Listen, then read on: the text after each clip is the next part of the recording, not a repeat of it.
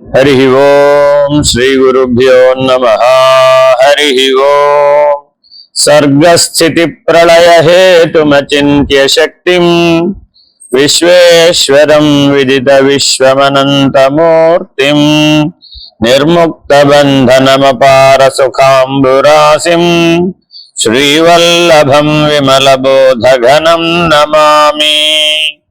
यस्य प्रसादादहमेव विष्णु मय्येव सर्वं परिकल्पितं च इत्थं विजानामि सदात्मरूपं तस्याङ्घ्रिपद्मं प्रणतोऽस्मि नित्यं। तापत्रयार्कसन्तप्त कश्चिदुद्विग्नमानसः शमादिसाधनैर्युक्त सद्गुरुपरिपृच्छति अनायासेन येनास्मान्मुच्येयं भवबन्धनात् तन्मे संक्षिप्य भगवन् केवलं कृपया वद।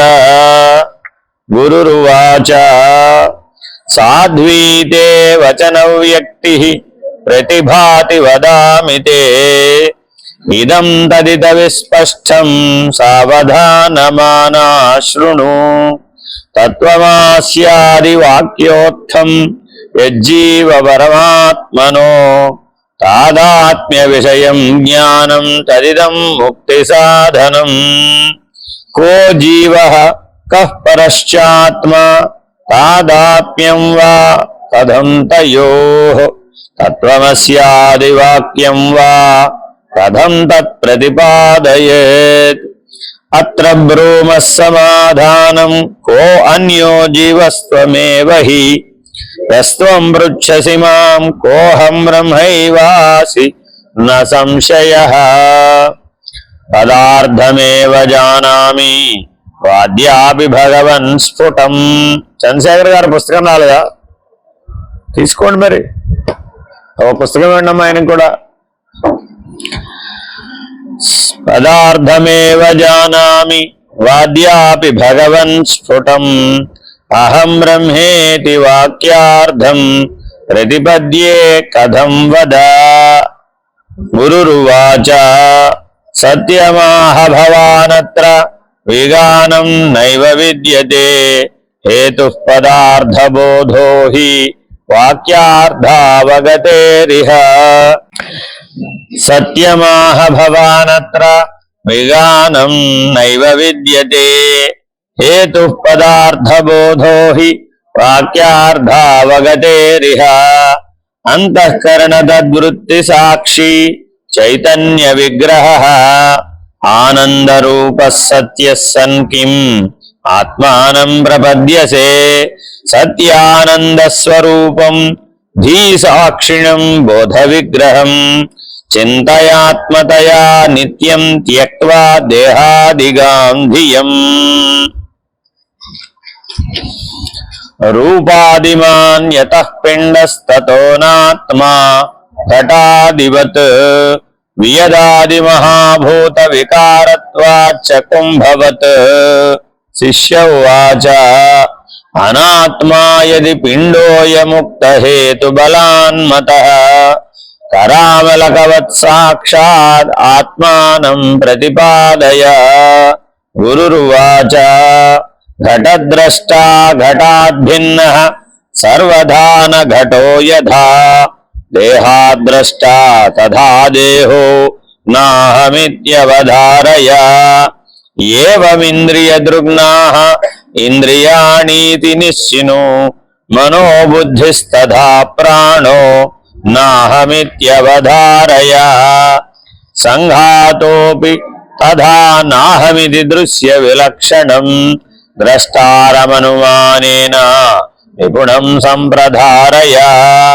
దేహేంద్రియాదయో భావా ఆనాదివ్యాపృతిక్షమా యస్య సన్నిధిమాత్రేణ సోహమిత్యవధారయ.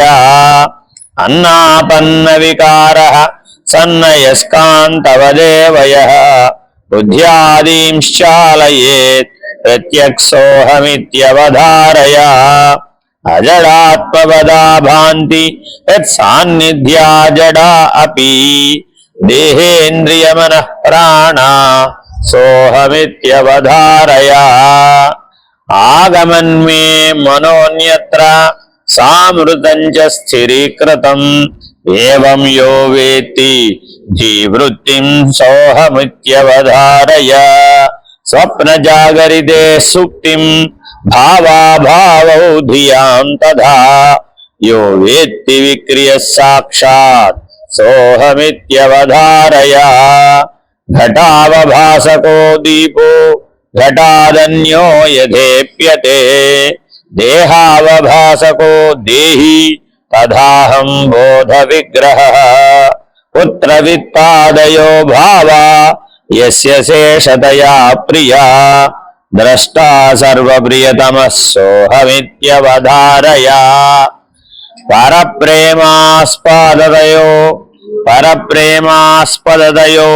మానభూవమహం సదా భూయాసమిది యో ద్రష్టా సోహమిత్యవధారయ యస్సాక్షిలక్షణో బోధస్త్వం పదార్థ స ఉచ్యతే సాక్షిత్వమపి బోధృత్వా అవిగారితయాత్మనః దేహేంద్రియ మనః ప్రాణాహంకృతిభ్యో విలక్షణః ప్రోజ్జితాశేష షడ్భావ వికార స్తంభదాభిదః త్వమర్థమేవం నిశ్చిత్య తదర్థం చింతయేత్ పునః అతద్వ్యావృత్తిరూపేణ సాక్షాద్విధిముఖేన చ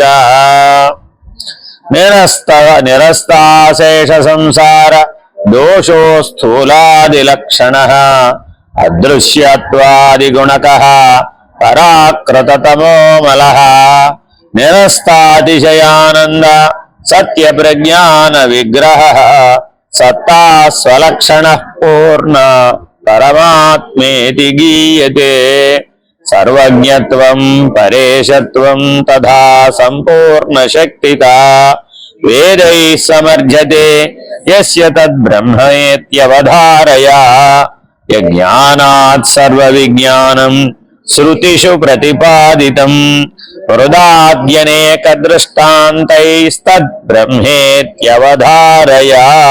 ఇక్కడ దాకా వచ్చాం. ఎక్కడికక్కడ మొక్కటం మారిపోతుంది, మీరు గమనించారా? సోహమిత్యవధారయ అనే మొక్కడంతో కొన్ని సూత్రాలు చెప్పారు. నేను మరలా మొత్తం అంతా ఎందుకు చదువుతాను తెలుసా మీకు ఎవరికైనా? ఎక్కడికక్కడ ముందుకు చదువుకుంటే సరిపోతుంది కదా అని మీరు అనుకోవచ్చు. కానీ ఈ శంకర భగవత్పాదులు ఏవైతే మనకు చెప్పారో వాటన్నింటిలో పునరావృత్తి చేత మేల్కొలుపు వస్తుంది. మీరు ఇలా వింటూ ఉంటే చాలు, మీ లోపలున్న చైతన్యం మీద అది ప్రభావితం అవుతుంది. ఇవి ఎలా చెప్పబడ్డాయ్యా అంటే, నీ బుద్ధికి చెప్పబడలేదు, నీ తెలివికి చెప్పబడలేదు, నీ చైతన్యాన్ని దాని స్వరూపంలో మేలుకొలబెట్టేటటువంటి పద్ధతిలో చెప్పబడ్డాయి. అందుకని వీటిని పాటలలాగా పాడకూడదు, మంత్రాలలాగానే, శ్లోకాలను మంత్రాలలాగానే చదవాలి, మంత్రాలలాగానే పునశ్చరణ చేయాలి. బ్రహ్మజ్ఞానావళి మాల ఉందండి అని పాటగా పాడుకున్నారనుకోండి, అప్పుడు ఏమైపోయింది? దాంట్లో ఉన్నటువంటి ఆ మేలుకొలుపు శక్తి పోతుందండి. మంత్రాన్ని పాటగా పాడకూడదు. ఓం నమః శివాయ అన్నప్పుడు ఎలా ఉంది? స్ఫుటంగా ఉంటుందండి. ఓం నమః శివాయ దాని దీర్ఘం తీసి పాడామనుకోండి, అప్పుడు ఏమైంది? దాని స్ఫుటతరత్వం పోయిందన్నమాట. అది నిన్ను మేలుకొలపలేదు. అర్థమైందండి? కాబట్టి శంకరులు చెప్పినటువంటి ఏ సంస్కృత పాఠాలైనా కూడా పునశ్చరణ చేస్తూ ఉండండి. చేస్తూ ఉంటే ఏమవుతుంది? మీరు వింటూ ఉండండి చాలు, అంటూ ఉండండి చాలు, అది మీ లోపల చైతన్యం మీద ప్రభావితం అవుతుంది. ఒక సందర్భం వచ్చినప్పుడు ఈ మకుటాలు చాలు మిమ్మల్ని మేలుకొలపడానికి. ఏం చెప్తున్నాడు? శరీరం సోహమిత్యవధారయ, ప్రాణం సోహమిత్యవధారయ, మనస్సు సోహమిత్యవధారయ, బుద్ధి సోహమిత్యవధార. అదొక్కటి గుర్తుంటే చాలు, మారిపోతుంది అంతే. మళ్ళీ ఇప్పుడు మార్చేశాడు, బ్రహ్మాహమిత్యవధారయ. అర్థమైందండి? ఇలా స్టెప్ బై స్టెప్ లో చెప్పబడతాయి అన్నమాట. నీ తెలివి ఎక్కడ మేలుకొని ఉంటే అది నువ్వు పట్టుకుంటావు. ఆ పట్టుకునేది లోపల తిరుగుతూ ఉంటుంది. ఆ తిరిగేది నింద అవతల కడ తీర్చేస్తుంది. ఆ తిరిగే స్థాయి వరకు మీరు వాటిని పురస్కరణ చేయాలి. ఆ ఉద్దేశంతో మరలా మొదటి నుంచి ఎవరి దాకా చదువుతూ ఉంటారు. అర్థమైందండి? మీరు కూడా అలా ప్రాక్టీస్ చేయాలని ఎందుకనంటే ఆచరంతి ఇది ఆచార్య. నేనే ఆచరించలేదనుకోండి, ఎక్కడికక్కడ నవల్లాగా చివరిదాకా చదువుకుంటూ సీరియల్ లాగా చదువుకుంటూ పోయాను అనుకోండి, అప్పుడు మీరు ఇది కూడా దేని ఎలా భావిస్తారు? ఓ ఇది ఆయనే అలా చదివాడు కదా, మనం కూడా అలాగే చదువుకుంటూ సరిపోతుంది. పునశ్చరణ చేయరండి మీరు. కాబట్టి తప్పక పునశ్చరణ చేయండి. యదానంద్యం ప్రతిజ్ఞాయ శృతిస్తత్సిద్ధయే జగౌ తత్కార్యత్వం ప్రపంచస్య తద్బ్రహ్మేత్యవధారయ. శృతులు ఎవని అనంతత్వమును చాటుతూ జగత్తు ప్రపంచములు ఎవని కార్యముగా వర్ణించుతున్నవో అది ఏ బ్రహ్మము. బ్రహ్మమునకు వేదాంతంలో ఒక సూచన ఉందండి, కారణ బ్రహ్మము. అది సర్వకారణం. ఏ కారణం అండి? అది సర్వకారణం. ఎందుకని? దాని నుంచే విషయం వచ్చింది, దాని నుంచే బ్రహ్మాండం వచ్చింది, దాని నుంచే పిండాండం కూడా వచ్చింది. ఎలాగయ్యా? మాకేమిటి రూఢి? మీ ముత్తాత నుంచి మీ తాత వచ్చాడు, మీ తాత నుంచి మీ నాన్న వచ్చాడు, మీ నాన్న నుంచి నువ్వు వచ్చావు, నేను ఒప్పుకోను అంటావేంటి? అనే అవకాశం ఉందా? No chance. కావాలంటే విజ్ఞాన శాస్త్రం కూడా ప్రూవ్ చేసి నీ డిఎన్ఏ నీ ఆర్ఎన్ఏ తీసుకెళ్ళి ఆయన ఒకవేళ ఆయన శకలాలు ఏమైనా ఉన్నాయనుకోండి, దాంతో మ్యాచ్ చేసి చూస్తే మ్యాచ్ అయిపోతుంది. నువ్వు అక్కడి నుంచే వచ్చావని గ్యారంటీగా చెప్పేస్తున్నావు. అర్థమైందండి? మనం ఆఫ్రికా నుంచే వచ్చామని ఎన్ని వాదాలో గొడవ. ఒరే మేమే పుట్టామరా బాబు, మా తర్వాతే ఆఫ్రికాలో వాళ్ళు వచ్చారా? కాదు కాదు కాదు కాదు, ముందు ఆఫ్రికాలోనే పుట్టారు. ఈ గొడవ నడుస్తూనే ఉంటుంది. ఎందుకని?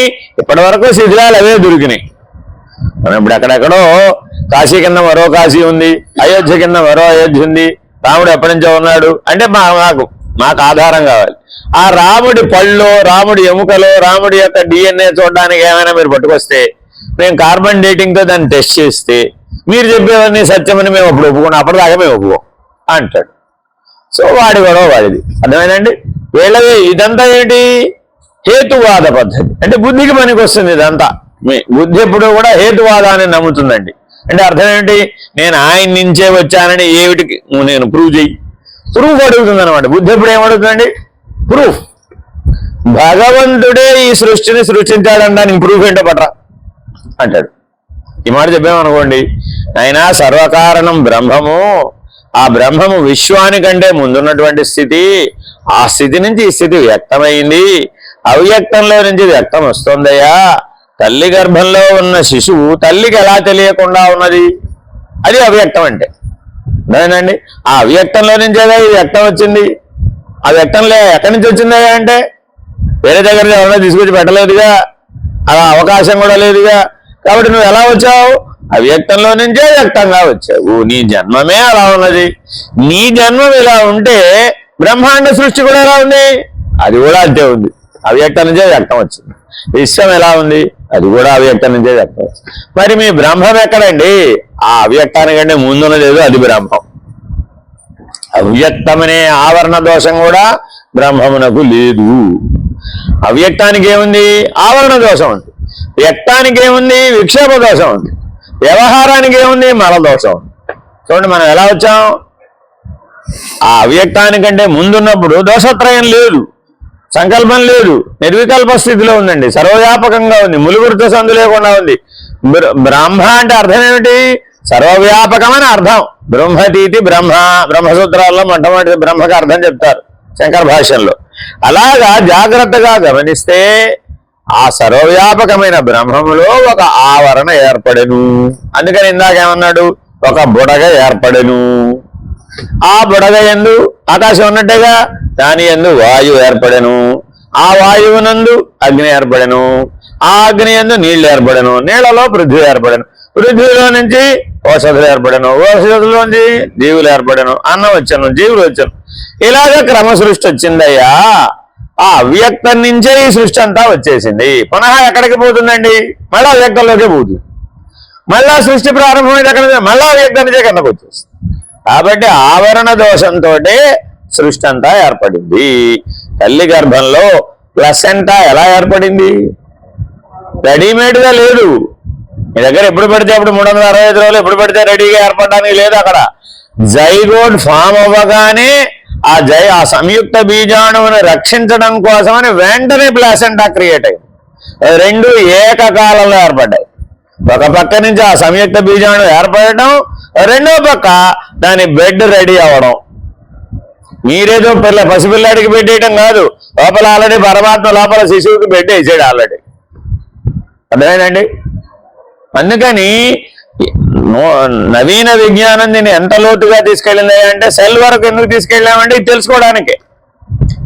ఆ ఎండోమెట్రియం బెడ్ ఉంటుంది కదా, ఆ ఎండోమెట్రియం బెడ్ లేకపోతే ఈ మైటోసిస్ మియోసిస్ కణ విభజనలు జరిగే శిశువు తయారవదు, అక్కడే డ్రాప్ అయిపోతుంది. తల్లిలో జగజ్జనని ఉందని ఎందుకు చెప్తున్నావు? అసలు ఏం జరుగుతుందో ఇవిడికి ఏ తెలివి లేదు, ఈ తెలివితోనే చేసేది అదంతా లేనే లేదు. ఏమన్నా అక్కడ న్యాచురల్ అండి అన్నాడు. అంటే నువ్వు ఒక్కటే చేసినావు పని, సకల జీవరాశి చేస్తుంది అదే పని. మ్యామల్స్ అన్నీ కూడా, క్షీరద జాతికి చెందినటువంటి జీవులు అన్నీ కూడా ఇదే సేమ్ ప్రాసెసే. వాటన్నిటిలో కూడా మావి ఏర్పడుతుంది. ఆ ఎండోమెట్రియం బెడ్ లేకపోతే స్థానమే లేదు దానికి, ఆ ఫీటస్ తయారయ్యే అవకాశమే లేదు, ఆ పిండమే తయారయ్యే అవకాశం లేదు. మరి ఆవరణ అనే దోషం లేకపోతే అది బ్రతుకుతుందా? అది దోషమనాలా, సృష్టికర్త రాలా? ఇప్పుడు ఆ అవకాశం ఇచ్చింది కదా, ఆ ప్లాసెంటా అవకాశం ఇవ్వకపోతే అది పూర్తిగా తయారయ్యే అవకాశం, ఆ మాయ కనుక లేకపోతే అసలు సృష్టికి అవకాశమే లేదు. అర్థమేనండి? కాబట్టి అది దోషమని ఎందుకు చెప్పాం? బ్రహ్మమును తెలుసుకోవడానికి అది అడ్డంగా అవుతుంది కాబట్టి. దాని దోషమని ఎందుకు చెప్పామండి? బ్రహ్మమును గుర్తించడానికి అది అడ్డంగా అవుతుంది. మరి అది తాత్కాలికం కదా, మరి దాని పని అయ్యేంత వరకే ఉంటుంది. అది తర్వాత ఉండమంటే ఉండదు ఏమిటి? పిల్లవాడు ప్రసవం అయిపోయిందండి, ఆ తర్వాత ఈ ప్లాసెంటా పడిపోవడానికి ఎవరు కారణం? అదే సహజం, న్యాచురల్ అండి. అబ్బా, ఆ న్యాచురల్ అంతా అమ్మవారే, ఆ జగజ్జననే. ఆ జగజ్జనని అంటే ఎవరండి? ఆ అవ్యక్తమే, ఆ ఆవరణే. కాబట్టి మొదటి ఆవరణ ఎవరయ్యా? అమ్మవారే. ఇప్పుడు ఆ అమ్మవారిని దోషమని ఎలా అంటావయ్యా మరి నువ్వు? ఎందుకు దోషం అన్నావు? అక్కడ మళ్ళీ పట్టుకోవాలని మీరు అంటే నువ్వు ప్రయాణంలో అక్కడ దాకా వెళ్ళావు, ఈ ఆవరణ దాటిదే గాని నువ్వు అవతల ఉన్నదాన్ని తెలుసుకోలేవు. 4 గోడలే నా జీవితం అనుకుంది ఒక ఆవిడ. గృహిణి గారి జీవితం ఎక్కడండి? పొద్దున లేచింది మొదలు రాజనిద్ర పోయే వరకు ఆ గోడ చూడ, ఈ గోడ చూడ, ఆ గోడ చూడ, ఎంతసేపు ఆ గోడలు ఏం మారతాయమ్మా? ఇటు తిరిగితే గోడలు, అటు తిరిగే గోడ, 4 గోడలు తప్ప ఏముందమ్మా? అంతేనా కదా? అదే బయటికి వెళితే విశాలమైన ప్రపంచం. చూడండి, మీరు ఇంట్లో ఉంటే ప్రెషర్డ్ గా ఫీల్ అవుతారు, ఒక ఒత్తిడికి లోనవుతారండి. మానసికంగా ఒత్తిడి తొలగిపోవాలంటే ఏం చేయాలి? ఏ పార్కుగా వెళ్ళండి అమ్మా, ఏ ఉద్యానవనానికి వెళ్ళండి అమ్మా, ఏ ఆశ్రమం, లేకపోతే అడవికి పోమా తల్లి, గొడవ లేదప్పుడు. అంతేనా కాదా? అప్పుడే ప్రెషర్ లేదు. అర్థమైందండి? ఎందువల్ల లేదు? ఆ ఆవరణ దోషం నివర్తితం అయిపోయింది. మీకు చిన్న ఉదాహరణ చెప్తానండి. నిండా ముసుగు పెట్టి ఎంతసేపు పడుకోగలుగుతారు? కొంతమంది నిండా ముసుగు పెడితేనే పడుకోగలరండి, లేకపోతే పడుకోలేరండి. అతి తక్కువ శాతం మంది ఉంటారు. ఎక్కువ శాతం మంది కంఠం వరకు కప్పుకుంటారండి. ఈ తల భాగాన్ని, శిరోభాగాన్ని వదిలేస్తారండి. దీనికి వేసాడా ముసుగు, వాడు ఊపిరాడదండి. ఎందువల్ల? నిజానికి ఊపిరాడుతుందండి. దుప్పటి కప్పుకున్నా నీకు ఊపిరాడుతుంది. నీకు తెలియకుండా చలికాలంలో అలా వీడు కూడా కప్పేసుకుంటాడు, కానీ అప్పుడు వాడి ఊపిరాడుతుంది. కానీ కొంతమందికి ఊపిరాడదు. ఎందుకని? వాడి మనసు ఈ ఆవరణ దోషాన్ని స్వీకరించలేదన్నమాట. నేను స్వేచ్ఛగా ఉండాలి, నేను స్వేచ్ఛగా ఉండాలి, నేను అవతలకు ఉండాలి, నేను అవతలకు ఉండాలనే కాంక్ష లోపల బలంగా ఉండడం చేత గాఢ నిద్రలో కూడా ఆ తెలివి పనిచేస్తుంది. అర్థమేనండి? కాబట్టి మనలో చాలా తెలివితేటలు ఉన్నాయి. మీ నిజ జీవితాన్ని పరిశీలిస్తే మీలో చైతన్యం యొక్క ప్రభావం చాలా ఉంటుందండి. కానీ మనం వ్యవహారం అనే దాంట్లో మునిగిపోయి ఈ స్వరూపాన్ని శాంతం పక్కకు పెట్టేస్తాం. అందువలన ఆవరణ దోషము నివర్తించబడాలి. విక్షేప దోషం ఎక్కడ వచ్చింది? బ్రహ్మాండం రాగానే వచ్చేసింది. అర్థమైందండి? మల దోషం ఎప్పుడు వచ్చేసింది? పిండాండం రాగానే వచ్చేసింది. బ్రహ్మాండం అంతా విక్షేప దోషం. ఆ యముడి దగ్గరికి వెళ్దామా, ఈ ఇంద్రుడి దగ్గరికి వెళ్దామా, ఆ అగ్ని దగ్గరికి వెళ్దామా, ఈ వాయుదేవుడి దగ్గరికి వెళ్దామా, ఈ వరుణ దేవుడి దగ్గరికి వెళ్దామా, అష్టదిక్పాలకుల దగ్గరికి వెళ్దామా, లేకపోతే దశమహావిద్యలను ఉపాసిద్దామా, లేదంటే నవదుర్గలను ఉపాసిద్దామా, లేదంటే ఇంకా ఏదో 33 కోట్ల దేవతలు, బోర్డు మంత్రాలు, తంత్రాలు, యంత్రాలు. ఈ ఉపాసనలన్నీ నేను ఎక్కడికి తీసుకెళ్ళి విడిచిపెడతాయి? విక్షేపం దగ్గరికి తీసుకెళ్ళి విడిచిపెడతాయి. నీకు ఉపాస్య దేవత యందు అనురాగం ఉందా లేదా? ప్రేమ ఉందా లేదా? రోజు కామాక్షి కామాక్షి కామాక్షి అంది.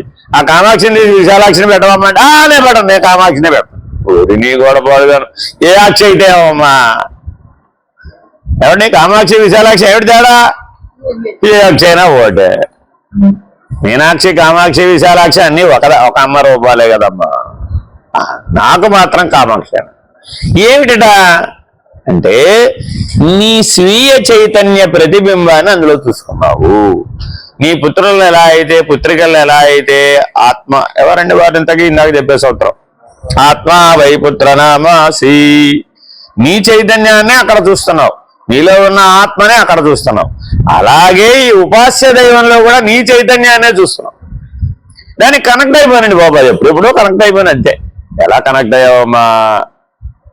పూర్వజన్మ వాసనా బలం చేత కనెక్ట్ అయ్యావు. కామాక్షిని ఉపాసిస్తుంటే కాళికాదేవి వస్తుంది. నేను కామాక్షిని పిలిస్తే కాళికాదేవికి వచ్చినాడు, అది కూడా అక్కడి నుంచే వచ్చిందమ్మా. ఇది ఎలా వచ్చిందో అది కూడా అలాగే వస్తుంది. కాబట్టి దశమహావిద్యలలో ఏ విద్య నువ్వు పిలిచిన విద్య రావాలన్న నియమం ఏం లేదు. నేను పిలిచిన దేవుడే నన్ను కరుణించాలన్న నియమం ఏమీ లేదు. నీ పూర్వజన్మ వాసనారబ్ధంలో బ్రహ్మాండంలో ఉంటుంది అదంతా. అందుకే దాన్ని ఏమన్నారు? Cosmic record. దానికి ఒక పేరుందండి, ఏమిటనేది? Cosmic record. దానే చైతన్యం మీద ముద్రలు అంటున్నాం. అది బ్రహ్మాండ స్థితిలో ఉంది. పిండాండ స్థితిలో వీడు ఉపాసిస్తున్నాడు. ఇప్పుడు ఎక్కడి నుంచి డ్రా చేయాలి? నీ స్టోరేజ్ అక్కడ ఉంది, అందులోంచి డ్రా చేస్తున్నాం. ఆయన శివుడు శివుడు శివుడు శివుడు శివుడు అని బాగా ఆరాధన చేశాడండి పోతన గారు. పోతన గారు ఎవరు ఆరాధించారు? ఆయన శివుడు అండి. ఆయన శివభక్తి తత్పరుడు. రాసిందేమిటి ఇంతకి? భాగవతం. ఉపాసించింది ఎవరిని? రాముడిని. ఏం అర్థం ఉందండి? ఏం మా రాముడు ఎక్కడా, మీకు ఇష్టుడు ఎక్కడా, ఆ శివుడు ఎక్కడా? అందుకని భాగవతంలో అన్ని శైవ పోకడలు కనబడుతూ ఉంటాయట. ఆయన కృష్ణుడిని శివుడితో పోలుస్తూ ఉంటాడు మాటిమాటికి. ఆయన ఒకటేనండి బాబు అన్నట్టుగా. అర్థమైందండి? అలాగే కనబడిందట కూడా. మరి జాగ్రత్తగా దర్శనం అలాగే ఎందుకు వచ్చింది ఆయనకి? రాముణ్ణి ఆరాధిస్తే ఈశ్వరుడు అనుగ్రహించడం ఏమిటండి? ఈశ్వరుని ఆరాధిస్తే రాముడు అనుగ్రహించడం ఏమిటండి? నీకు తేడాలు ఉండొచ్చురా బాబు, పిండాండంలో తేడాలు ఉండొచ్చు, కానీ బ్రహ్మాండంలో తేడా ఎలా ఉంటుంది? ఉండదు కదా. కాబట్టి మలదోషంతో చూసినప్పుడు భేద బుద్ధి బలపడిపోయింది. విక్షేప దోషంతో చూసి అక్కడ కూడా తగాదాలే తెచ్చుకున్నది. అర్థమైందండి? ఇంతకీ ఆయన రాయాలంటే సరస్వతీదేవి అనుగ్రహించాలా వద్దా? ఆవిడ ఏడుస్తూ కనపడిందట. ఏం రామాన్యాయం పడుకున్నా, ఏ పని పడలేదండి ఆవిడకి ఏడవడానికి. సరస్వతీదేవి కూడా ఏడుస్తాడండి ఎక్కడన్నా. ఏమైంది ఇప్పుడు అక్కడ? ఈయనలో ఉన్నటువంటి చైతన్యం పడేటటువంటి ఒరిపిడి ఏదైతే ఉందో ఆ ఒరిపిడి ఆ ఉపాస్య దైవంలో కూడా అనుభవిస్తున్నాడు. అక్కడ ఉన్నది ఈయనే, ఇక్కడ ఉన్నది కూడా ఒకే ఆత్మయే సర్వదేవతా రూపాలలో ఉంది, సర్వజీవ రూపాలలో కూడా ఉంది. ఆ ఆత్మ చైతన్యం యొక్క అనుభవాన్ని నువ్వు ఆత్మగా అనుభవించ జ్ఞానం లేకపోబట్టి మా అమ్మవారు ఎంత ఏడ్చిందో తెలుసా? అయ్యో మీ అమ్మవారు ఏడవడం ఏమిటి? ఎక్కడన్నా దేవతలు కూడా ఏడుస్తారంటండి, జీవులు ఏడ్చినట్టు. అలా ఏడవరు కదా. ఆలోచించుకోండి, ఒక్క నవ్వు పక్కకు వచ్చి చూస్తే ఏమనిపిస్తుంది? ఏమిటో పెద్ద పద్యం కూడా రాసేసాడు. నేను నమ్మబోనమ్మా, డోంట్ వరీ ఆయన వాదార్చట పై కాబట్టి ఇప్పుడు ఇది భక్తి రసంలో ఒప్పుకున్నామా లేదా? ఒప్పుకుంటాం. అక్కడ బ్రహ్మం అనే దృష్టితో చూసాం అవతలకి దాటి. అప్పుడేమైంది? ఆ క్షణానికి అట్లా అనిపించిందండి, అంతే. తర్వాత భాగవతం అంతా మీద ఎక్కడైనా ఉందా? లేదు. అర్థమైందండి? అంటే నీలో నవరసాలు నవవిధ భక్తి మార్గాలలో ఉంటాయండి. కాబట్టి ఆ కరుణ రసం, ఆ దయారసం, అనేక లోపల భావాలు మారిపోతూ ఉంటాయి. ఆ భావం మారినప్పుడల్లా భగవంతుడు మారిపోయినట్టు కనబడతాడు. బాబావారి ఫోటోలు మీరు అన్నీ ఒకసారి చూశారనుకోండి, ఒక్కొక్క ఫోటోలో ఒక్కొక్క భావంతో ఉన్నట్టు కనబడతారు ఆయన. అర్థమైందండి? కానీ అది సత్యం కాదు. ఆకాశంలో మేఘాలు వెళుతున్నప్పుడు అవి రకరకాల ఆకారాలలో మేఘాలు ఉన్నట్టుగా తోస్తాయి. నిజానికి మేఘానికి ఆకారం ఉందమ్మా, ఆకాశానికి ఆకారం ఉందా? లేదు కదా. కాబట్టి భగవంతుడు నిరాకారుడు, నిర్వికారుడు, నిరంజనుడు, నిరామయుడు. కానీ మనం ఏం చేసాం, ఏంటోనండి బాబా గారు వాళ్ళు చాలా సీరియస్గా ఉన్నారండి. ఎందుకు సీరియస్గా ఉన్నారు? ఈవిడ అలా ఉంది కాబట్టి. అర్థమైందండి? ఇది ఎక్కడ చూస్తోందనే సంగతి గుర్తించలేదు. అందుకని జ్ఞాన మార్గం ఈ కర్మ భక్తి యోగ మార్గాలలో ఉన్న భ్రాంతులను విడదీసేస్తున్నాడు. ఎప్పుడైతే నీ అంతఃకరణం మల విక్షేప ఆవరణ దోషాలనే దోషత్రయంతో కూడుకుంటుందో అప్పుడు ఈ గొడవలన్నీ వచ్చేస్తాయి. ఇవన్నీ అజ్ఞానమే. అందుకని వాక్యవృత్తి ఎటువంటిదయ్యా అంటే ఆవరణ దోషాన్ని నివర్తింపజేసిన సాక్షాత్తు బ్రహ్మమే. అనంత విశ్వము కంటే ముందున్నవాడివి, విశ్వము కంటే ముందున్నవాడివి. విశ్వం వచ్చిన తర్వాత, బ్రహ్మాండం వచ్చిన తర్వాత, పిండాండం పుట్టిన తర్వాత, ఈ 3 వ్యవహారాలు దాటి యువతలకు వచ్చి ఫలితం దగ్గర ఉన్న సుఖ దుఃఖాలని బ్రహ్మానికి అన్వయం ఎలా చేస్తావు? తెలివిగా. తల్లి గర్భంలో ఉన్న శిశువు ఏడుస్తుందా ఏడవదా? తల్లి గర్భంలో ఉన్న శిశువు ఏడుస్తుందా ఏడవదా? ఏడుస్తుందా ఏడవదా? మీకు రావు ఎప్పుడు. నేను ఎన్ని ప్రశ్నలు వేస్తాను, మీకు ఎప్పటికీ జీవితంలో అసలు పొరపాటును కూడా ఆ ప్రశ్నలు ఏవి రావండి. ఊరికే కనేస్తారు, పెంచేస్తారు, గాలికి పుట్టినట్టే గాలికి పెరిగినట్టే, అంతే తప్ప మీకు ఏమీ తెలియలేదు. తల్లి గర్భంలో ఉన్న శిశువు ఏడుస్తాడా ఏడవడా? అబ్బా, ఏమిటి ప్రమాణం? ఎలాగా? గర్భోపనిషత్తు ప్రమాణం. ఏడుస్తాడని గర్భోపనిషత్తు చెప్పింది. అందుకే చెప్పేదండి, మనకు తెలియని అంశాన్ని నిరూపించాలి అంటే ఒక శాస్త్ర ప్రమాణాన్ని స్వీకరించాలి, లేదా ఒక గురువాక్య ప్రమాణాన్ని స్వీకరించాలి, లేదా ఒక అనుభవ ప్రమాణాన్ని స్వీకరించాలి. ఈ యథార్థంగా చూపెట్టమంటే చూపెట్టలేరండి ఎవరు. గర్భస్థ శిశువు ఏడ్చింది చూపెట్టవయ్యా వీడియో అన్నాం అనుకోండి, అట్ట చూపిస్తావు. వాడు ఎప్పుడు ఏడుస్తాడు, ఎవరు ఆ వీడియో తీస్తావు? ఏ స్కానింగ్లోనే ఆ వీడియో రాదు. వస్తుందా? రాదు. కానీ భావంతో పట్టుకోవచ్చు, బ్రహ్మమైన వాడు పట్టుకోవచ్చు. అర్థమైందండి? తల్లికి గనక దుఃఖించేటటువంటి పరిస్థితులు కనుక నిజ జీవితంలో వస్తే ఈ దుఃఖం పిల్లవాడికి ట్రాన్స్ఫర్ అయిపోతుంది, లేదా పిల్లవాడు లోపల ఏడుస్తుంది, ఈవిడికి అకారణంగా దుఃఖాన్ని అనుభవిస్తుంది. తల్లికి అకారణ దుఃఖం కలుగుతూ ఉంటుందండి. ఎందుకు ఏడుస్తుందో తెలియదు. ఎంతమంది ఓదార్చినా దుఃఖం పోదు. మరి అలాంటి సందర్భాలు కొంతమందికి వస్తాయి. అవి ఎలా వచ్చినాయండి? ఎక్కడి నుంచి తెచ్చుకున్నారు? ఇప్పుడు ఈ గర్భస్థ శిశువు కానీ ఆ తల్లి కానీ కాస్మిక్ రికార్డులోంచి తెచ్చుకున్నాం, చైతన్యం మీద ఆచ్ఛాదితమైన ముద్రలలోంచి తెచ్చుకున్నాం. కాబట్టి మానవ జీవితం జననం నుంచి మరణం దాకా బ్రహ్మాండం నుంచి అప్పు తెచ్చుకున్నటువంటి మీ లాకర్ అక్కడ ఉంది, ఇక్కడ కాదు. స్టేట్ బ్యాంక్లో ఉందా, యూనియన్ బ్యాంక్లో ఉన్నది లాకర్ కాదు.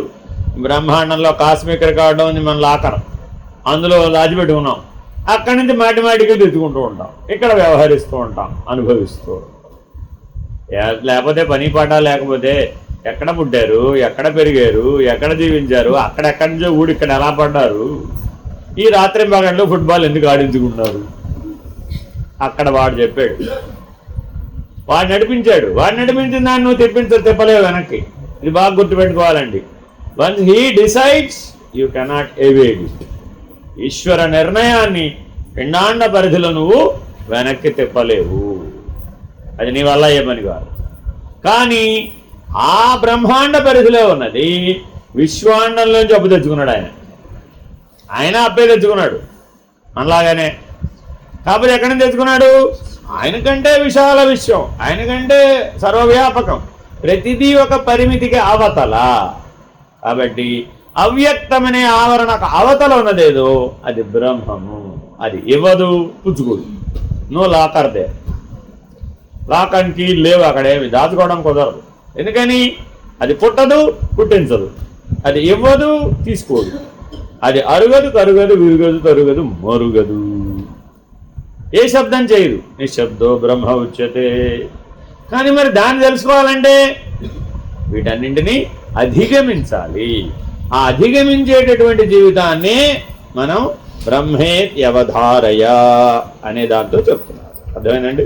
శృతులు ఎవని అనంతత్వమును చాటుతూ జగత్ ప్రపంచములు ఎవని కార్యముగా వర్ణించుతున్నవో అది ఏ బ్రహ్మము. కారణం బ్రహ్మేతి, అన్నం బ్రహ్మేతి, ప్రాణం బ్రహ్మేతి, మనో బ్రహ్మేతి, విజ్ఞానం బ్రహ్మేతి, ఆనందం బ్రహ్మేతి, కారణం బ్రహ్మేతి. ఆనందం అవతలుంది కారణ బ్రహ్మం, అదేనండి. కారణం అవతలుంది మహద్బ్రహ్మం, దాని అవతలుంది ఏమిటది? యథార్థ బ్రహ్మం. సత్యం అనేటటువంటిది ఎక్కడ దాకా ఉందట? మహద్బ్రహ్మం అనకు అవతల ఉందట అది. మరి ఇప్పుడు మనం ఏ బ్రహ్మం దగ్గర ఆగిపోయాం? అన్నం బ్రహ్మేతి దగ్గర బయట ఆగిపోయాం. ఇది కూడా బ్రహ్మమే, ఎవరు కాదన్నా మేమేం కాదనలేదే. అన్నం కూడా బ్రహ్మమే, ప్రాణం కూడా బ్రహ్మమే, మనసు కూడా బ్రహ్మమే, విజ్ఞానం కూడా బ్రహ్మమే, ఆనందం కూడా బ్రహ్మమే. కానీ సరిపోదే, ఎదుగు అవతలకి కారణం బ్రహ్మేతి సరిపోలేదు, మహద్బ్రహ్మేతి బ్రహ్మాండం అది సరిపోలేదండి. ఆ దానవతల అవ్యక్తం బ్రహ్మేతి, దానవతల విశ్వం అంతా అవ్యక్తం. ఎక్కడ ఏముందో నువ్వు చెప్పలేవు ఇక్కడి నుంచి. అది అవ్యక్తం నుంచి కిందకి దిగి వస్తేనే తెలుస్తుంది నీకు, అంతే. దానవతల యథార్థమైనటువంటి బ్రహ్మం, సత్యం, ఏకం సద్బ్రహ్మ. అది ఎప్పుడు అలాగే ఉందంటే దానికి ఏ ఆరంభవాదం లేదు, పరిణామవాదం లేదు, వివర్తవాదం లేదు, వార్తీకం కూడా లేదు. దానికి ఊరికే తెలుసుకోవడానికి ఇదో పద్ధతిని పెట్టామంతే. ఇవన్నీ కాదు కాదు కాదు, లేదు లేదు లేదు అంటూ పోవడమే వార్తీకం, వేరే ఇంకేం లేదండి. ఉంది ఉంది ఉంది అండి వెళ్ళటానికి 3 వాదాలు ఉన్నాయండి. ఏమిటది? ఇది ఉన్నది, ఇది ఉన్నది, ఇది ఉన్నది అంటూ వెళ్తాం. ఆరంభవాదం, వివర్తవాదం, పరిణామవాదం. ఈ 3 కూడా ఉన్నది ఉన్నది ఉన్నది అంటూ వెళ్తాం. మళ్ళీ పైకి ఎక్కేసాం కదా, ఇప్పుడు ఎక్కడికి దాటేసాం? దాంతో మహద్బ్రహ్మాన్ని దాటేసాం, కారణబ్రహ్మాన్ని దాటేసాం, యథార్థమైనటువంటి ఏకం సద్బ్రహ్మ ఆవరణ దోషం నివర్తించే స్థాయికి వెళ్ళిపోయాం. అవ్యక్తాన్ని దాటేటప్పుడు ఏం చేస్తామయ్యా అంటే ఇది లేనిది, ఇది లేనిది, ఇది మళ్ళా కిందకు వస్తాం. వచ్చి ఇది లేదు, ఇది లేదు, ఇది లేదు, నాహమిత్యవధారయా అంటూ పెడతారు. అప్పుడు అది నిర్ణయం.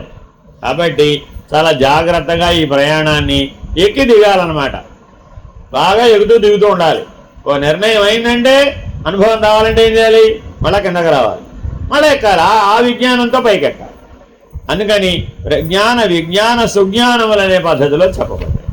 సరే, విజిజ్ఞాసతయా యచ్చ వేదాంతేషు ముముక్షుభిః సమర్థ్యతేతి యత్నేన తద్బ్రహ్మేత్యవధారయా. ముముక్షు జిజ్ఞాస్యముగా సర్వ వేదాంతములు దేనిని సమర్థించుతున్నవో అది ఏ బ్రహ్మము. ద్వైతం వారికి కూడా బ్రహ్మం ఉంది, విశిష్టాద్వైతం వారికి కూడా బ్రహ్మం ఉంది, అద్వైతం వారికి కూడా బ్రహ్మం ఉంది, అచలం వారికి కూడా బ్రహ్మం. అర్థమైందండి? ఒక బ్రహ్మమునే అనేక రకాలుగా ఆయా వేదాంత పద్ధతులు తెలియజెప్తాం. అంతేగాని ఆయనకో బ్రహ్మం నీకో బ్రహ్మని అనేకం బ్రహ్మ అంటే కుదరదు. ఏకం బ్రహ్మ. కాబట్టి ముముక్షువులు ఎన్ని రకాలుగైనా ఉండవచ్చు, జిజ్ఞాసులు ఎన్ని రకాలుగైనా ఉండవచ్చు, వారి వారి దృష్టిని అనుసరించే బ్రహ్మమును అర్థం చేసుకోవచ్చు. కానీ ఉన్న బ్రహ్మము అంటే దేనిని సమర్థించుతున్నావు, వెరీ వెరీ ఇంపార్టెంట్. అర్థమైందండి? అందుకే ఇందాక చెప్పింది అన్నం బ్రహ్మేతి అదొక సమర్థన, ప్రాణం బ్రహ్మేతి, మనో బ్రహ్మేతి, విజ్ఞానం బ్రహ్మేతి, ఆనందం బ్రహ్మేతి, కారణం బ్రహ్మేతి, మహద్బ్రహ్మేతి, సర్వం బ్రహ్మేతి. అక్కడ దాకా వెళ్ళాడండి. సర్వం బ్రహ్మేతి అన్నప్పుడు విశ్వం దాకా వెళ్ళిపోయాడు, అవ్యక్తం దాకా వెళ్ళిపోయాడు. కానీ సరిపోలేదు, పరం బ్రహ్మేతి. ఆఖరి మాట చెప్పబోయాను, పరం బ్రహ్మేతి అది దాటాడండి. అప్పుడు బ్రహ్మం నిర్ణయమైంది. సర్వం బ్రహ్మేతి అంటే సరిపోలేదట. కానీ ఇప్పుడు మరి మన తెలివి ఎక్కడ దాకా ఉంది? మా అబ్బాయి అనిపిస్తుందండి, వేరే వాళ్ళు నా అబ్బాయి అనిపించటం.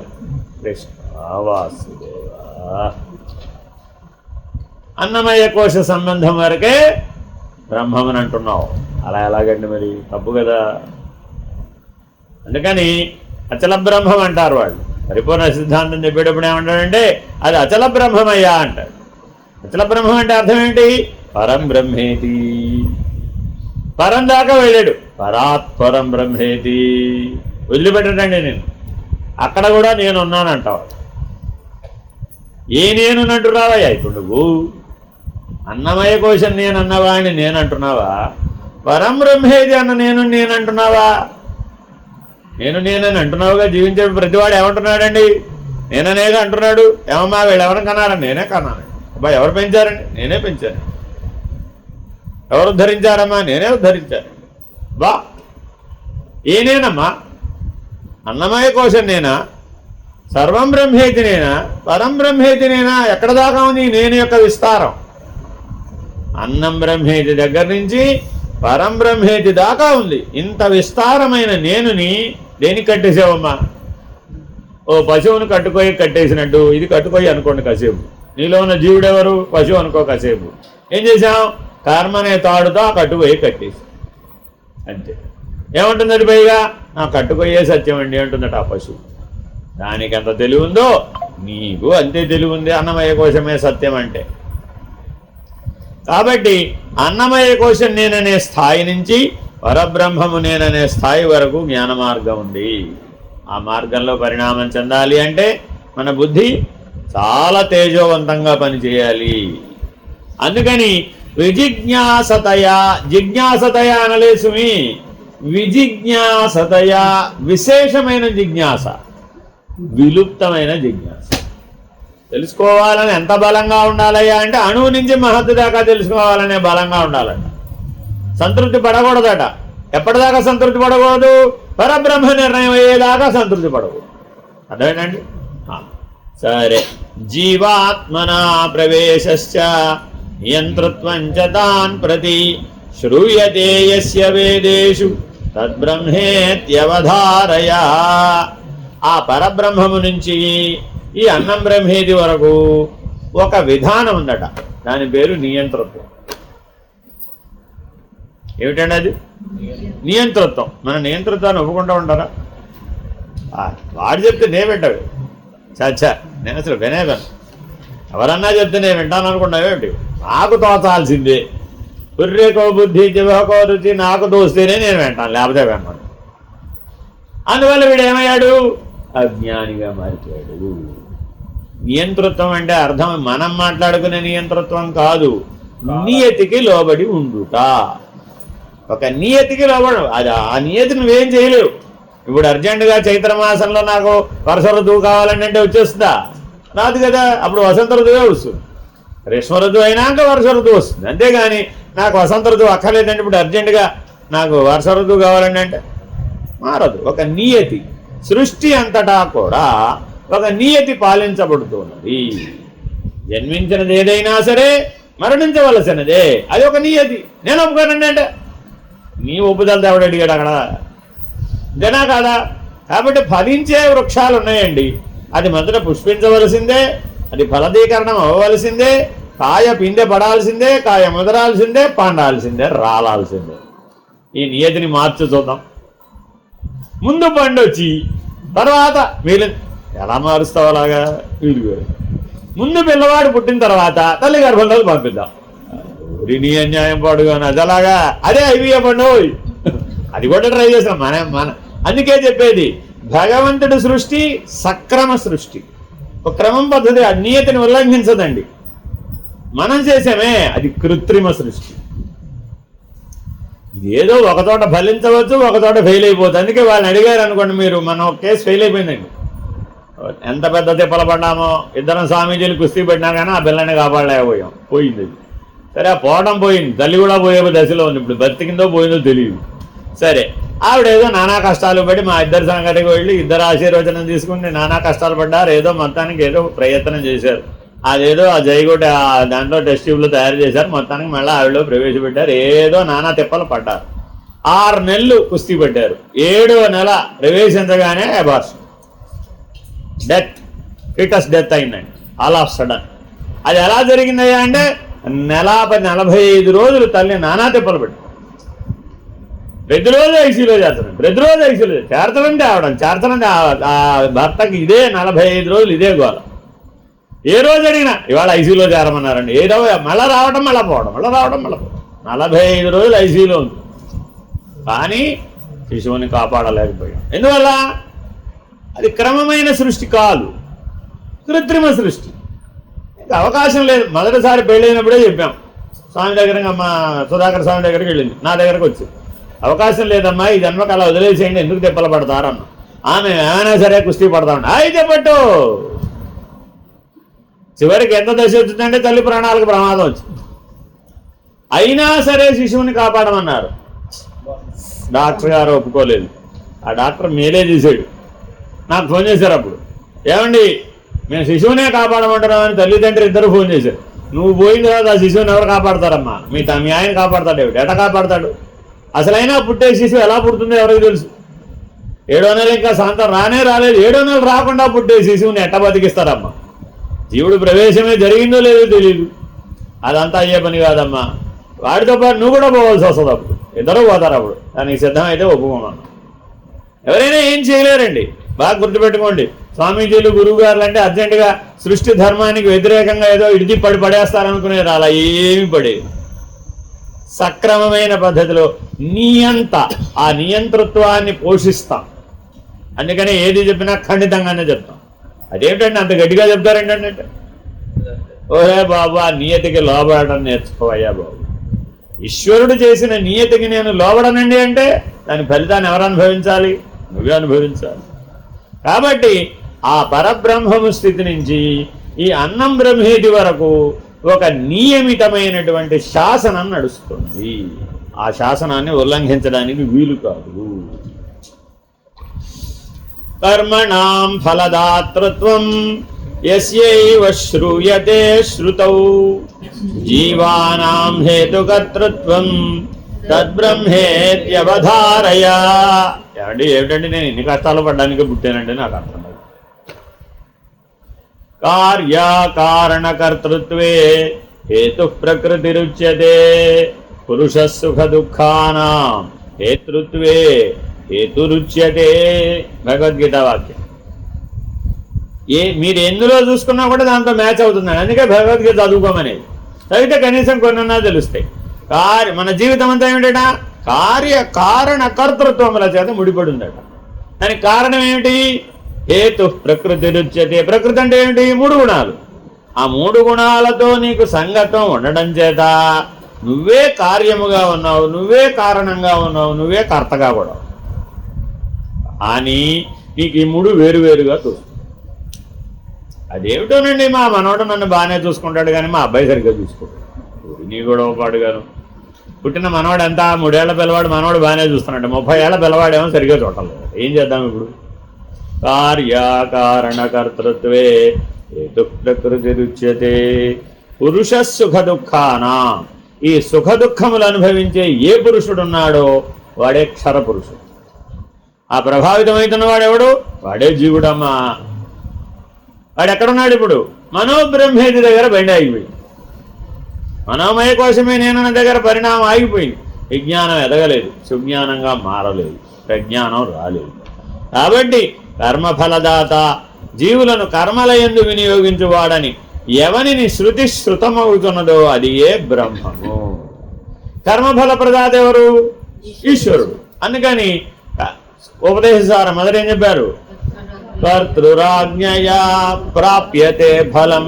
నీ అంతట నువ్వు కర్మఫలాన్ని చేరుకోలేవు, ఒకటి ఆజ్ఞ చేత పనిచేస్తావు. ఆ నియంత్రత ఆయన ఎవరు? నియంత. ఆ నియమాన్ని చేసిన వాడెవడో, ఆ నియమాన్ని పోషించేవాడెవడో, ఆ నియమాన్ని అమలుపరిచేవాడెవడో వాడు ఈశ్వరుడు. వాడు బ్రహ్మమే. అనే కారణ బ్రహ్మం అంటున్నాం. ఆ ఈశ్వరుడే కారణ బ్రహ్మం. ఆ నియమాన్ని ఎలా ఉల్లంఘించడానికి వీలవుతుంది? అది వీలు కాదు. మీరు వెళ్ళి ఈశ్వరుని వండుతున్నారు. ఎలాగోలా మీరు చేసి ఎలాగోలా చేసి ఎలాగోలా ఎలా చేసేస్తామండి. మీరు అలా అయినా చేసి మీరు అనుకుంటే చేసేస్తారు. నీ గొడవ పాడుగా అలా చేయడం కుదరదమ్మా అంటే కాబట్టి ఇప్పుడు జీవుడు అడిగినట్టు ఈశ్వరుడు వినాలా, ఈశ్వరుడు చెప్పినట్టు జీవుడు వినాలా? నేను బ్రహ్మమే కదండి. మరి మనోమయం కూడా బ్రహ్మమే అని అంటున్నాం కదా. ఆ కారణ బ్రహ్మము ఈ మనోమయం చెప్పినట్టు వినాలా వద్దా? అప్పుడు ఏమైపోతుంది? ఒకవేళ అలాగే అన్నాడు అనుకోండి. అందుకనే రామకృష్ణ బోధామృతంలో పరమహంస అంటారు అన్నమాట, పోలీసు ఆయన వెళ్ళట, దొంగ కూడా వెళ్ళట, నేను ఎవరికి దొరకకూడదు, నేను ఎదిగట్టే నేను గ్యారంటీ వాడిని పట్టుకోవాలి, ఆయన ఎదిగట్టే ఎవరికి ఓరికేనాలి. ఇప్పుడు వాడి కర్మఫలం ఏమో వీడిని పట్టుకోవాలి, వీడి కర్మఫలం ఏమో పారిపోవాలి. ఇప్పుడు ఈశ్వరుడు ఎవరి కర్మఫలాన్ని అనుమతించాలి? అలా కుదరదు. నువ్వు ఆలోచించినట్టు ఈశ్వరుడు ఆలోచించడం కుదిరే పని కానే కాదు. ఆ జీవి ఏ అనుభవం, పరిణామం కర్మఫలం ద్వారా అనుభవించాలో అది అనుభవించి తీరవలసిందే. అప్పుడే వస్తుంది జ్ఞానం, అంతే, లేకపోతే రాదు. ఏమంటే తప్పించేయచ్చు కదా, తప్పించడం కుదరదు. ఎంతటి మహానుభావుడైనా సరే తప్పించడు, అనుభవింపచేస్తాడు, కానీ నీకు జ్ఞానం వచ్చేట్టు చేస్తాడు. ఎవరన్నా మహానుభావుడి ఆశ్రయం ఉందనుకోండి, ఆ కర్మానుభవాన్ని నీకు వివరించి చెప్తాడు. వివరించి చెప్పి నీవు విజ్ఞానంతో దాన్ని అధిగమించేట్టు చేస్తాడు, ఆ సాక్షిత్వం వచ్చేట్టు చేస్తాడు. ఆ రాబోయేటటువంటి జీవితాన్ని ఎదిరించడానికి కావలసిన జ్ఞానాన్ని పొందడానికి ప్రయత్నం చేయమంటాడు. అలా నీకు సహాయం చేస్తాడే కానీ ఏ కర్మఫలాన్ని ఎవరు మార్చరు. అలా ఒకవేళ మారిస్తే నీతో పాటు ఆ మార్చిన వాడు కూడా ఆ నరకానికి రావాల్సి వస్తుంది. ఈ మార్చిన వాళ్ళ కోసం నువ్వు నరకం ఉందండి. మార్కండేయ పురాణం, గరుడ పురాణం చదివితే ఈ ప్రయత్నాలు చేసిన వాళ్ళందరి కోసం యమన ధర్మరాజు గారి దగ్గర ఒక నరకం ఉంటుందండి. ఎవరెవరైతే ఈశ్వర నియతిని, శాసనాన్ని ఉల్లంఘించి జీవిస్తారో, అది ఎవరైనా సరే, వాళ్ళిద్దరూ కూడా ఆ నరకానికి వెళ్ళి రావాల్సిందే. కాబట్టి ఆ నరక దర్శన ప్రాప్తి ఎవరు కోరతారు? ఎవరు కోరరు కదా. కాబట్టి ఈశ్వర శాసనాన్ని ఉల్లంఘించకూడదు. అది కారణ బ్రహ్మమని తెలుసుకో. తత్వం పదార్థౌ నిర్ణీతౌ వాక్యార్థశ్చింతతే ధునా తాదాత్మ్యమత్ర వాక్యార్థ తయోరేవ పాదార్థయోః. తత్త్వము పదములను ప్రతిపాదించు వస్తువు నిర్ణయింపబడినది. ఇక వాక్యార్థము ఆ రెండు పదార్థముల ఐక్యమే వాక్యార్థము. అసిపదమే తత్వములకు ఐక్యార్థము. కాబట్టి అసిపదము నుంచే తత్వములను అర్థం చేసుకోవాలి కానీ అనుభవార్థంగా వాచ్యార్థ లక్ష్యార్థాలలో బిగించబడిపోకూడదు. ఎందుకని మన గొడవంతా విజ్ఞానం బ్రహ్మేది. మనం ఏదైనా తెలుసుకున్నాం అనుకోండి, అంత తొందరగా వదిలేమంటే వదిలిపెట్టాం. నేను ఎంత కష్టపడి తెలుసుకున్నానో అంత కష్టపడి తెలుసుకున్నాను, నేను మర్చిపోమంటే మర్చిపోతాను, నేను వదిలేమంటే వదిలేస్తానండి బాబా అంటారు. అరే అనుభవార్థంలో అది లేదురా బాబు. వృద్ధాప్యం అనుభవార్థం అండి. జీవితంలో 4వ దశ ఏమిటి? వృద్ధాప్యంలో అనుభవార్థమే ఉంటుంది. మొదట ఉన్నటువంటి బాల్య యవ్వన కౌమారాలే ఉంటాయి, వాచ్యార్థ లక్ష్యార్థాలు ఉంటాయండి. 80 ఏళ్ళు వచ్చినాయని పొద్దున్న లేవగానే ఏమిటి వాళ్ళని ప్రణాళిక అని అడుగు, ఏం చెప్తాడు? ఏమని చెప్తాడండి? ఏమంటే 80 ఏళ్ళు పొద్దున్న లేవగానే మీ మనవరాలు అడిగారు ఏంటి నీ ప్లాన్ ఇవ్వాలని అడిగిందాం, ఏం చెప్తావు? ఉండడమే. అనుభవార్థం. ఆ ఉండడం ఏమిటి ఇప్పుడు? అనుభవార్థం. 8 ఏళ్ల పిల్లని అడిగాము అదే మాట. ఆవిడేం చెప్పింది? అబ్బో నాకు చాలా పనులు ఉంటాయి. పొద్దున్న లేవగానే పుస్తకాలు చదువుకోవాలి, బట్టలు చదువుకోవాలి, గెట్ రెడీ అవ్వాలి, ఆటో ఎక్కాలి, క్యారేజ్ పట్టుకెళ్ళాలి, చదువుకోవాలి, ఆడుకోవాలి, రాత్రికి రావాలి, హోంవర్క్ చేయాలి. అబ్బో నాకు చాలా పనులు ఉంటాయి. మరి 80 ఏళ్ళ ఆవిడకి ఏ పని పాటాలి? ఏం చేయాలి మరి? ఇవిడ ఊరకుండాలి. చిన్న పని కాదు, పెద్ద పని. అది అనుభవార్థంతో వీలవుతుందే కానీ వాచ్యార్థ లక్ష్యార్థాలతో వీలవ్వదు.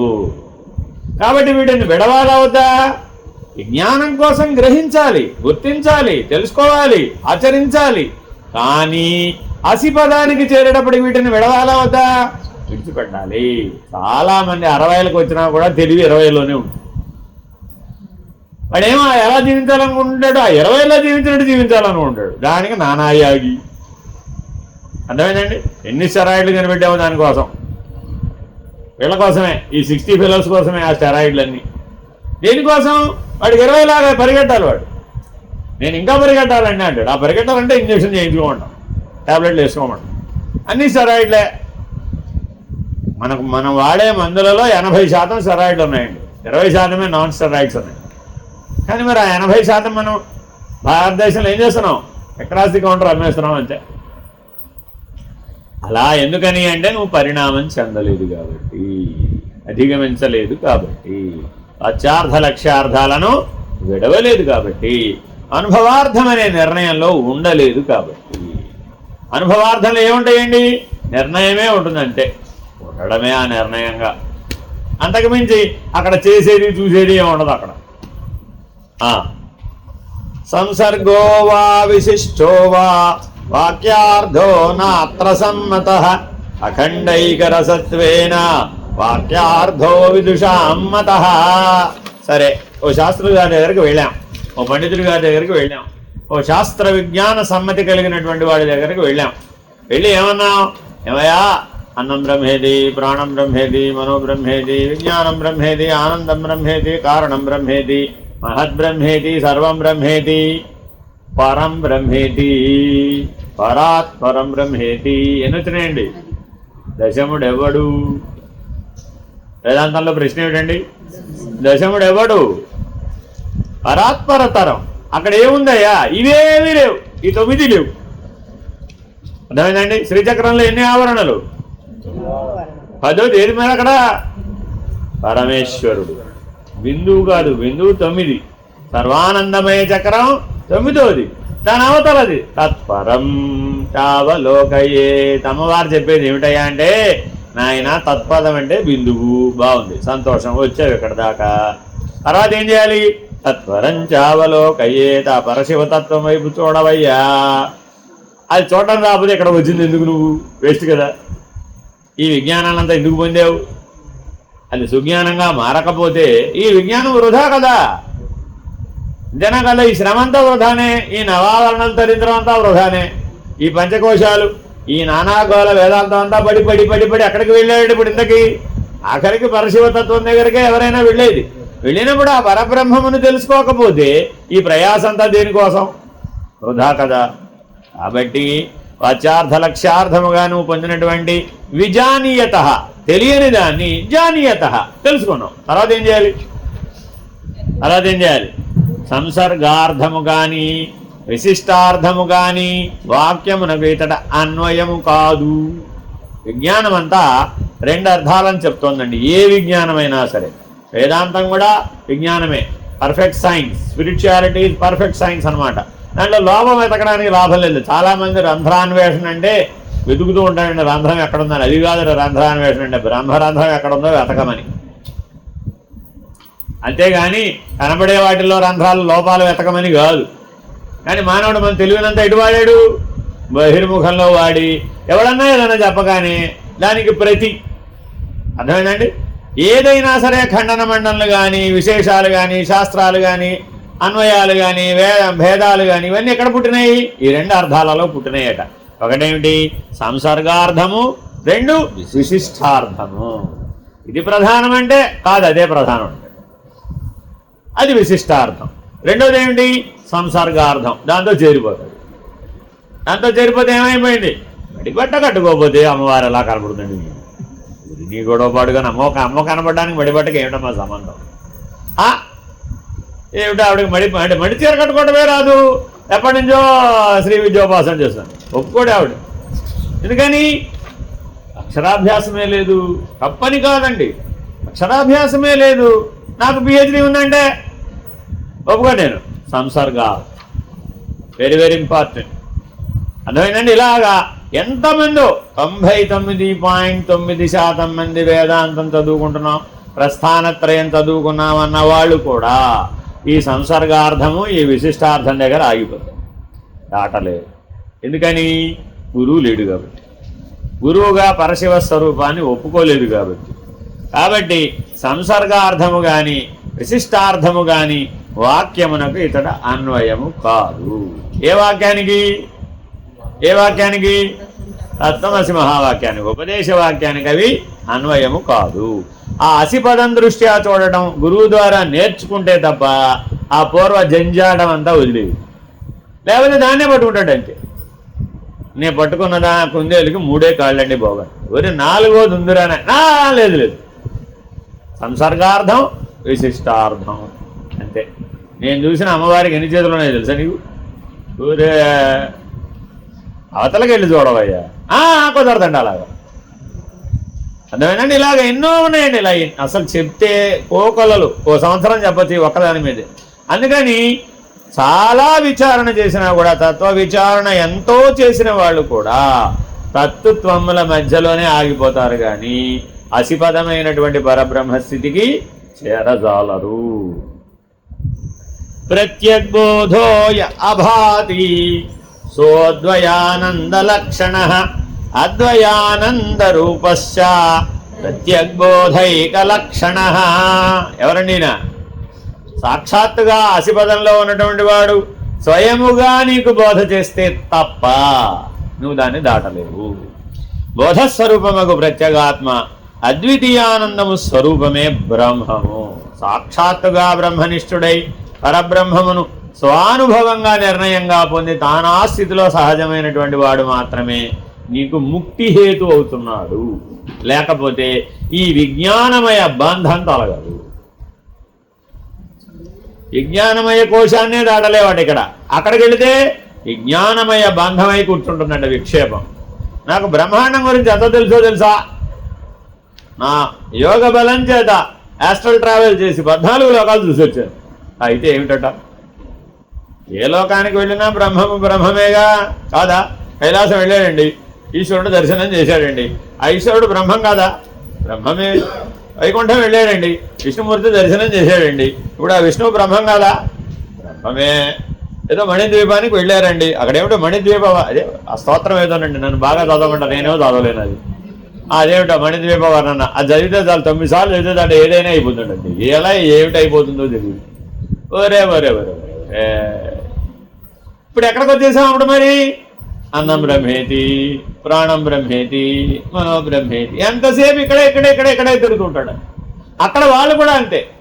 సంసర్గార్థము విశిష్టార్థం. మా లోకం గొప్ప అంటే మా లోకం, మా కుబేరుడు గొప్ప అంటే మా యక్షులు గొప్ప అంటే మా విద్యాధరులు గొప్ప అంటే ఏ లోకానికి ఆ లోకం వాళ్ళే గొప్ప అనుకుంటూ ఉంటారు. అర్థమైందండి? జయ విజయులు సనక సనందనాథులను ఎందుకు అనుమతించలేదు? వాళ్ళే గొప్ప అనుకున్నారు. మా బాస్ అనుమతి లేకపోతే లోపల పోనివ్వండి అన్నాడు. ఒరే మీ బాస్ అనుమతితో మాకు పని లేదురా బాబు, మేము ఎక్కడికైనా స్వేచ్ఛాజీవులం వెళ్ళిపోగలం. ఎందుకని ఆయన బ్రహ్మస్వరూపంగా ఎరిగిన వారు, వారి మూలమును ఎరిగిన వారు కాబట్టి వారికి అనుమతితో పని లేదు వారికి అన్న విషయం వారు చెప్పిన వీళ్ళు వినొచ్చు కదా. వివేకం ఉపయోగించాలా వద్దా? మాకు అనుమతితో పని లేదని వాడు అంటున్నాడంటే వచ్చినవాడు మహర్షి అయి ఉన్నప్పుడు వాడి మాట వినాలా అక్కర్లేదా? కాబట్టి బ్రహ్మజ్ఞాని ఏదైనా చెప్తున్నాడు అనుకోండి, దాన్ని వినాలి. వినకపోతే ఏమవుతుంది? 3 జన్మల పరిణామం అవసరమవుతుంది. అది కూడా ఎలాగా? తద్వ్యతిరేక పద్ధతిగా, భగవద్ వ్యతిరేకంగా 3 జన్మలు జీవించవలసిన అగత్యం వస్తుంది. కాబట్టి జీవన్ముక్తుడైన వాడు, బ్రహ్మజ్ఞాని అయిన వాడు ఎప్పుడూ మౌనంగా ఉంటాడు. వాడు అసలు మాట్లాడు, స్పందించడు, లోక వ్యవహారంలోకి రాడు. అథవా ఒకవేళ ఎప్పుడన్నా అలా వాడికి స్పందన కలిగి సంకల్పం కలిగి ఆయన చెప్పాడు అనుకోండి, యథాతథం పాటించేయండి. లేకపోతే అందులోంచి 3 జన్మల వైరం పుడుతుంది, లేదా 6 జన్మల అనురక్తి పుడుతుంది. భగవద్భక్తుడిగా జీవించాలంటే 6 జన్మలు తీసుకోమన్నాడు. విష్ణుమూర్తి చెప్పిన పరిష్కారం, మనం చెప్పిన పరిష్కారం కాదు. ఆయనగా కారణబ్రహ్మము. ఆ కారణబ్రహ్మం ఏం పరిష్కారం చెప్పింది ఈ వివాదానికి? మీకు అవకాశం ఇస్తాను, 6 జన్మలు భక్తులుగా అయినా పుట్టండి, 3 జన్మలు వ్యతిరేకులు అయినా పుట్టండి. ఇది మనం బాగా తెలుసుకోవాలండి. ఎవరి దగ్గరికైనా మీరు మహానుభావుల దగ్గరికి వెళ్ళి మీరు వ్యగ్రతతో ప్రవర్తించారంటే వెంటనే అక్కడ కారణ బ్రహ్మం దగ్గర కాస్మిక్ రికార్డులో రికార్డ్ అవుతుంది, బ్రహ్మాండంలో రికార్డ్ అవుతుందండి. మీకు ఎప్పటికప్పటికీ దాని ఫలితాన్ని అనుభవించవలసిన దశ వస్తుంది. అకారణ దుఃఖం, అకారణ కష్టం, అకారణ అజ్ఞానం అక్కడి నుంచి పుడతాయి, కారణ బ్రహ్మంలోంచి పుడతాయి. అది అనుభవిస్తే కానీ పోదు. దానికోసం ఎన్నిసార్లు పుట్టవలసి వస్తుందో మనకు తెలియదు. కాబట్టి తస్మాత్ జాగ్రత్త జాగ్రత్త జాగ్రత్త 3 సార్లు చెప్పారు. ఆహాహా, ఇదంతా పైకి వెళ్ళిపోయాం ఆల్రెడీ. తద్బ్రహ్మేత్యవధారయే, బ్రహ్మనిష్ఠుడై పరబ్రహ్మము నెరిగిన వాడెవడో వాడు మాత్రమే అసిపద దృష్టిని బోధించగలుగుతాడు, లేకపోతే బోధించలేడు. వాడి మాటని నువ్వు పాటించవలసిందే. అంతే. అసలు ఆత్మ వదిలేసాం ఆల్రెడీ. సోహం ధారణ దగ్గరే ఆత్మభావాన్ని దాటేసాం ఆల్రెడీ. బ్రహ్మభావంలోకి వచ్చేసాం, పరబ్రహ్మ దాకా వెళ్ళిపోయాం. తత్వమసి మహావాక్యం జీవభావం నుంచి ఆత్మభావానికి పనికొస్తుంది, ఆత్మభావం నుంచి బ్రహ్మభావానికి పనికొస్తుంది, బ్రహ్మనిష్ట నుంచి పరబ్రహ్మానికి కూడా ఉపయోగపడుతుంది. అందుకనే తత్వమసి మహావాక్యం తప్ప మిగిలిన ఏ మహావాక్యం బోధించరు. అర్థమేనండి? 9 సార్లు బోధించాలి ఏకంగా, అది ఒకసారి కూడా కాదు. ఈ విధముగా ఇక్కడ వచ్చాం. ఇత్యమనోన్యతాదాత్మ్య ప్రతిపత్తిర్యథా భవే అబ్రహ్మత్వం త్వమర్థస్య వ్యావర్తతే తథైవ హి. ఈ విధముగా పరస్పర తాదాత్మ్యత జ్ఞానము ప్రతిపాదించబడుతున్నప్పుడు త్వం పదార్థము యొక్క అబ్రహ్మత్వము వీగిపోతున్నది, నిషిద్ధమవుతున్నది. ఎవరికి వారే తత్పదము బ్రహ్మమని ఎరిగి త్వం పదమును నిషేధించవలయును. నీవే ఆ జ్ఞానంతో దీన్ని విడవాల్సిందే తప్ప ఎవరో విడిపించడం వీలు కాదు. దీనికి 2 ఉదాహరణలు చెప్తారు. చింతకాయ పుట్టిందండి. చింతకాయ పుట్టేటప్పుడు పైన ఆవరణ దోషం ఉంటుందా ఉండదా? ఉంటుందా? ఎప్పుడు ఊడిపోతుంది? ఎప్పుడు ఊడిపోతుంది? బాగా పండాలండి. బాగా పండితే ఆ ముచ్చికను పట్టుకుని ఇలా లాగితే డెప్పక డెప్ప, పండుకు పండు వేరైపోతుంది. చింత చెట్టు కూడా మనకి గురువేర. అర్థమైందండి? ఆ పైన అది లేకుండా అది పండు అవుతుందా? అవదు. అయినాక దాని ప్రయోజనం ఉందా? లేదు. కాబట్టి ఏ జ్ఞానమైనా నువ్వు పరిణామం పూర్తి చేసుకుని పరిపక్వత చెంది పరబ్రహ్మమనే నిర్ణయాన్ని పొందడం వరకే దాని పని. తర్వాత ఆ ఉపయోగం లేనటువంటి ఆ ఆవరణను దేనికి దానికి విడదీసేయవలసిందే, నిషిద్ధమని వదిలివేయవలసిందే. అది త్వంపదమే కావచ్చు, తత్పదమే కావచ్చు, వాచ్యార్థమే కావచ్చు, లక్ష్యార్థమే కావచ్చు. తప్పక దాన్ని వదలవలసిందే. ఏది చివరిదాకా పట్టుకెళ్తానంటే లాభం లేదు. అందుకని అందరూ జనాంతికంగా ఏమంటుంటారు? ఏం పట్టుకుపోతాం, కానీ ఆచరించేప్పుడు మాత్రం ఏమన్నా ఎలా ఉన్నాడేమిటి? అబ్బో వాడి గోళ అంతా ఇంత కాదు మరి. అర్థమైందండి? కాబట్టి వాచ్యార్థంగా మాట వరుసకు అన్నంత మాత్రాన అది సరిపోదు. అన్నం బ్రహ్మేతి దగ్గర నుంచి పరం బ్రహ్మేతి దాకా ఉన్న బ్రహ్మం ఒక్కటే, కానీ అది నిర్ణయమైన వాడికే సత్యం. కానీ కేవలం మాట మాత్రమే అనేవాడికి అది చాలదు. అందువలన జీవన్ముక్తి అందరూ సాధించవచ్చా? ఈ పరబ్రహ్మమనే నిర్ణయం దాకా వచ్చిన వాడికి ఆ చింతపండుని ఎలా అయితే ఇలా తీస్తే అలా వచ్చేస్తుందో అంత తేలికగా జీవన్ముక్తి లభిస్తుంది. ఎక్కడ దాకా రావాలి పరిణామం? కాకపోతే నువ్వు అక్కడ దాకా రావాలి.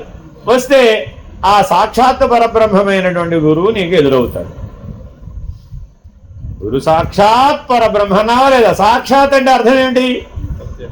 ఆయనంతటా ఆయనే నీకు ఎదురుపడేట్టు చేస్తాడు. ఆయన ఎదురవుతాడు. ఆ ఎదురైన వాడు ఇది ఎలా తీసేయాలో అది ఎలా పడేయాలో చెప్తాడు. అంతే, అంతకుమించి ఏమి లేదు. చాలా సింపుల్. కానీ నువ్వు ఎక్కడి దాకా పరిణామం చెంది ఉండాలి? ఎక్కడి నుంచి రావాలి నువ్వు? అక్కడ విశ్వంలోనూ ఆ రికార్డు ఉండాలి, బ్రహ్మాండంలోనూ ఆ రికార్డు ఉండాలి, పిండాండంలో తదనుగుణ్యమైనటువంటి పిండాండం లభించి ఉండాలి. ఆ పైనుంచి సూత్రం అంతా రావాలి కింద దాకా. అప్పుడేమైంది? ఆ జన్మలోనే అలా విచ్చిపోతుంది అంతే. అర్థమైందండి? అలాంటి జన్మ కలిగినటువంటి వాళ్ళని మనం కారణ జన్ములని అంటున్నాం. వాళ్ళకి ఎప్పుడైనా వదిలేయచ్చు. బాబావారి సత్యం శివం సుందరం చదివితే మాయ పిన్నై వదలను అన్నారు. అంతే అంతే, అంతకుమించి ఏమి లేదు. ఈ ఊడిపోయిందట అంతే. ఆయన పరబ్రహ్మమని 8 ఏళ్ల వయసులో తెలిసిందట. ఆయన హై స్కూల్కి వెళ్ళొస్తుంటే ఎవరో వాళ్ళ బాబాయో ఎవరో ఆయన ఏదో బ్యాగ్ పెట్టుకునేదో బంగారం పిన్ ఏదో ఇచ్చారు. అది ఇంటికి వస్తుంటే దారిలో పోయింది. వెంటనే ఇంటికి వచ్చి చెప్పారట, పిన్ను పోయిందని చెప్పలా, మాయ పిన్నై వదలేను అన్నారు. ఎవరికైనా అర్థమవుతుంటారా? అంతే. అక్కడి నుంచి కరణం సుబ్బమ్మ గారింటికి వెళ్ళిపోయారు. అంతే. నన్ను నా భక్తులు పిలుస్తున్నారు, నీకు నాకు సంబంధం తెగిపోయింది బాగున్నాడని వెళ్ళిపోయారు. మనము 8 పక్కన 0 పెట్టినా ఇల్లు వదలలేదు. ఎందుకని? మాయ పిన్నే ఇంకా వదలలేదు, పట్టుకునే. కాబట్టి చాలా జాగ్రత్తగా ఆలోచించాలండి. ఎందుకు సత్యం శివం సుందరం చదవమంటారంటే ఈ తత్వమసి మహావాక్యార్థం చదివిన వాడికి తెలుస్తుంది దాని అంతరార్థం. ఊరికే కథ చదువుకుంటే ఏం లాభం లేదు, అప్పుడే తెలుస్తుంది. అసిపదంలో ఉన్నటువంటి వాడికి ఈ తత్వము కూడా మాయా విశిష్టములే. అన్నం బ్రహ్మేతి దగ్గర నుంచి పరబ్రహ్మం దాకా ఉన్నది బ్రహ్మమే అని చెప్పినప్పటికీ మహద్బ్రహ్మము దాకా సర్వం బ్రహ్మేతి అన్నదాకా కూడా మాయామయమైనటువంటి ప్రభావం ఉంది. అది విడిస్తేనే, అలా తొలగిపోతేనే ముక్తి మోక్షం నిర్ణయం అవుతాయి. హరి ఓం శ్రీ గురుభ్యో నమః. హరి ఓం. పూర్ణమద పూర్ణమిదం పూర్ణాత్ పూర్ణముదచ్యతే పూర్ణస్య పూర్ణమాదాయ పూర్ణమేవావశిష్యతే. ఓం తత్సత్. ఓం శాంతి శాంతి శాంతి. హరి ఓం శ్రీ గురుభ్యో నమః హరి ఓం నారాయణ నారాయణ.